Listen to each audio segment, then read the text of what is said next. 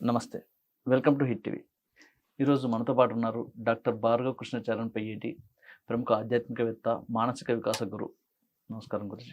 వందే మాతరం. నమస్కారం గురుజీ, మన పురాణాల్లో, మన ఇతిహాసాలలో, ఈరోజు మన దేవాలయాల్లో మంత్రోచ్చారణ, మంత్రాలు నిజంగా మంత్రాలకి అంత పవర్ఫుల్ మంత్రోచ్చారణ వింటూ ఉంటాం. రకరకాల మంత్రాలు ఉన్నాయి. మనిషి ప్రాణాపాయ స్థితిలో ఉన్నప్పుడు మృత్యుంజయ మంత్రం అని, కార్యసిద్ధికి ఇంకో మంత్రం, అలా రకరకాల మంత్రాలు.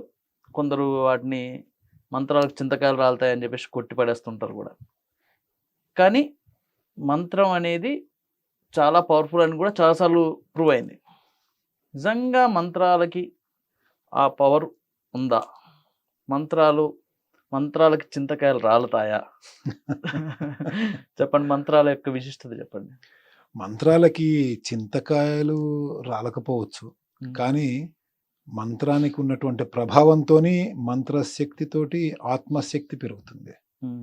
ఆత్మశక్తి పెరగటం మూలంగా మన మీద మనకి నియంత్రణ, మన మీద మనకి నమ్మకం ఏర్పడతాయి. తద్వారా పనులు అవుతాయి. ఇంకా మీరు అన్నట్టు మంత్రం అనేటువంటిది, ఆ మాట మన హైందవ మతానుసారము, హైందవ జీవన విధానానుసారము మంత్రం అనేటువంటి మాట ఉంది. కాబట్టి ఎవరు ఏ విధంగా మంత్రం అనేది లేదు, దానికి అసలు ప్రభావమే లేదు, ఈ మంత్రాలు ఏంటి అవేంటి ఇవేంటన్నా మనం ఏమీ చేయలేము. ఎందుకంటే మనది సెక్యులర్ కంట్రీ.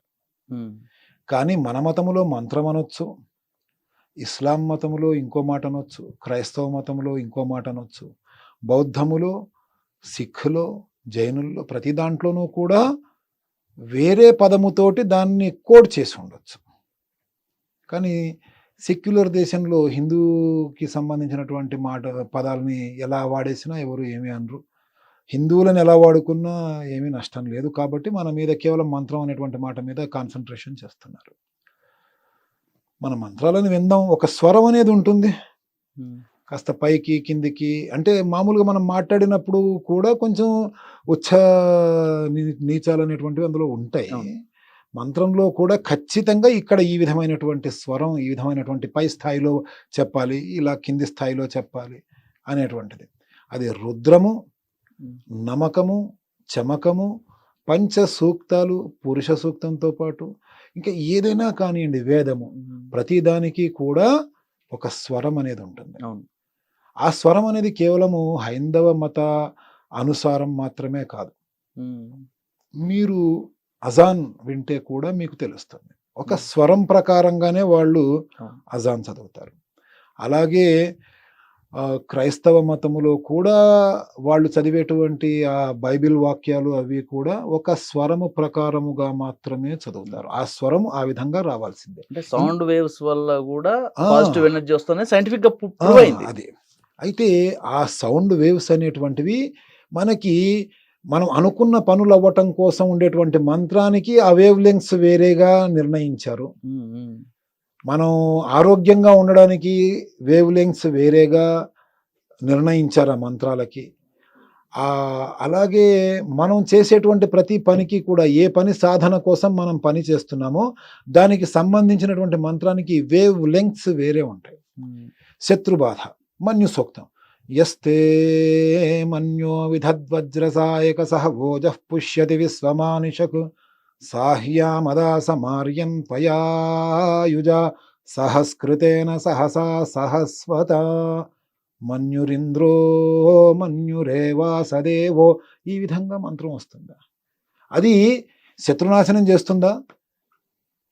శత్రునాశనం ఆ మంత్రం చేస్తుందా లేదా భగవంతుడికి తెలుసు. కానీ దాని మూలంగా శత్రువుల మీద విజయం సాధించేంతటి పాజిటివ్ ఎనర్జీ మీరు పొందగలుగుతారు.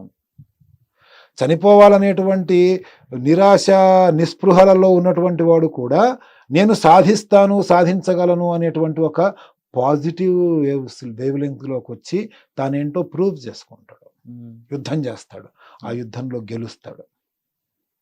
కాబట్టి కేవలము హైందవములోనే ఈ మంత్రశక్తి అని అనుకోకండి. మంత్రశక్తి కావచ్చు, దుష్టశక్తి కావచ్చు, ఆ దుష్టశక్తిని ఎదుర్కొనేటువంటి పాజిటివ్ ఎనర్జీస్ కావచ్చు, ఏదన్నా కావచ్చు. ఇస్లాంలో ఉన్నాయి, క్రైస్తవంలో ఉన్నాయి, ప్రతి మతములోనూ ఉన్నాయి. కాకపోతే మన మతం మాత్రమే టార్గెట్ అవుతూ ఉంటుంది. లేదు, మన మన మన దగ్గర అంటే మన హైందవంలో చాలా అద్భుతమైన మంత్రాలు ఉన్నాయి. అవునండి, నాసా వాళ్ళు ప్రూవ్ చేశారు. సూర్యుడి దగ్గర ఓంకారం వినిపిస్తూ ఉంటుంది, అవును, శంఖంలో ఓంకారం వినిపిస్తూ ఉంటుంది, సముద్ర ఘోష వినిపిస్తూ ఉంటుంది. ఇవన్నీ కూడా సైంటిస్టులు ప్రూవ్ చేసినటువంటిది. అవును. ఇదంతా కూడా ఇప్పుడు సైంటిస్టులు ప్రూవ్ చేశారు. కానీ అసలు సైన్స్ అనేటువంటిది లేనటువంటి రోజుల్లోనే యుగ యుగాల కిందటే ఆ ఊ మా అనేటువంటి అక్షరాలతో ఓంకారం ఏదైతే జన్మించిందో అది ప్రణవనాదం అని, దానికి ప్రాణాన్ని నిలబెట్టేంతటి శక్తి ఉన్నదన్న సంగతి మన వాళ్ళు ఎప్పుడో పురాణాలలో తెలియజేయటం జరిగింది. ఆ తర్వాత సైంటిస్టులు తెలుసుకున్నారు భూమి గుండ్రంగా ఉంటుంది అని. పురాణాలలో ఎప్పుడో చెప్పడం జరిగింది అండాకారములో ఈ భూమి ఉంది, దాన్ని చాపలాగా చుట్టేశారు. అని చాపలాగా చుట్టేటువంటి అండాకారంలోకి వచ్చేసినట్టే కదా. ఆ విధంగా అండాకారంలో ఉంది. ఇవన్నీ కూడా మన పురాణాలలో మన యోగులు దర్శించారు. ఇప్పుడు సైంటిస్టులు ఎలాగైతే ఆ యంత్రాలు పెట్టుకొని దర్శిస్తున్నారో వీళ్ళు మనోనేత్రముతో దర్శించారు. అంత దూరం వీళ్ళు మనస్సుని అలా ప్రయాణం చేసి చూశారు, చూసి తెలియజేశారు. కాబట్టి అద్భుతమైనటువంటి శక్తులు ఉన్నాయి ప్రతి దాంట్లో కూడా.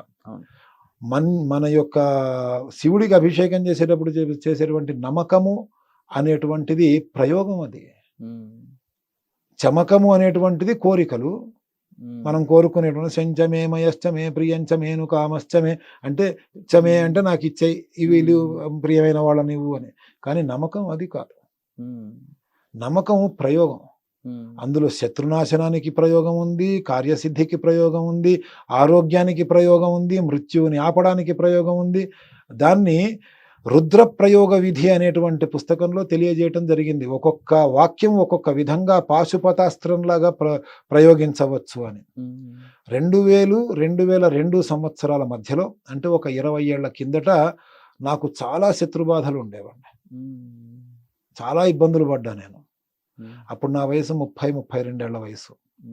అప్పుడు ఈ నమ్మక ప్రయోగంలో, రుద్ర ప్రయోగంలో ఈ నమ్మకంలోని కొన్ని అనువాకాలని ప్రయోగము చేసి వాళ్ళు చెప్పిన విధంగా నేను విధి విధానాలని పాటించి వాటిని నేను సాధించటం మూలంగా 2004-2005 ఈ సంవత్సరాలు వచ్చేటప్పటికి నా ప్రమేయం లేకుండానే ఎలక్ట్రానిక్ మీడియా అంటే మహాన్యూస్ వాళ్ళు, భక్తి టీవీ ఇవన్నీ కూడా నేనేమి వెళ్ళి నాకు ప్రోగ్రామ్స్ ఇవ్వండి అని అడిగినవి కాదండి. నా ఇంటి పక్క వాళ్ళు కూడా నన్ను గుర్తించినటువంటి స్థితి నుంచి అందరూ గుర్తించేటువంటి స్థితికి నేను రావడానికి కారణం ఆ రుద్రాన్ని నేను ప్రయోగించడం. సాక్ష్యం నేనే. లేకపోతే భార్య పిల్లలకి ఇంత అన్నం పెట్టాలి చాలు నా జీవితానికి అనుకునేటువంటి రోజులు అవి.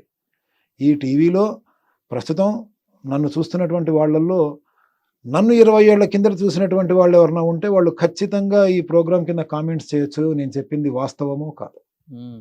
అది నిజంగా మంత్రాలకి ప్రభావం ఉంది, తప్పకుండా ప్రభావం ఉంది. కానీ దాన్ని దురుపయోగపరచకుండా ఉపయోగపరచుకోవటంలోనే మనకి మానవాళికి మేలుంది. కాబట్టి వేరే వాళ్ళ యొక్క మాటలలో పడకుండా, వాళ్ళ యొక్క మాయలో పడకుండా ప్రూఫ్ చేసినటువంటి విధి విధానాలు మన హైందవంలో ఉన్నాయి. కాబట్టి వీటిని, ఈ శక్తిని పొంది అద్భుతాలు సృష్టించవచ్చండి. అదే చేయమని చెప్పి మన హిట్ టీవీ మాధ్యమంగా ఈ ప్రోగ్రాం చూస్తున్న వాళ్ళందరినీ కూడా నేను ఒక్కసారి ప్రయత్నం చేసి చూడండి.